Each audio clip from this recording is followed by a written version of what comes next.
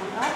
Ớt xong á, để cho nó thấm khoảng 7-8 giờ tối thì mình sẽ nướng sơ qua một lửa, rồi mình để yên đó, nó không hư không gì hết, mình nướng cho nó chín vừa tới thôi, chứ đừng có chín kỹ. Xong sáng hôm sau là mình sẽ nướng cho nó vàng lại liền hai mặt, thì mình giao ví dụ như ta đặt tiệc cưới 10 giờ người ta phải xó gà thì khoảng tầm 8 giờ mình sẽ giao gà cho người ta rồi, nên là mình sẽ làm trước một đêm như vậy nha. Gà mình sẽ lấy trước, rồi đến các bạn bán thì sáng mình lấy gà.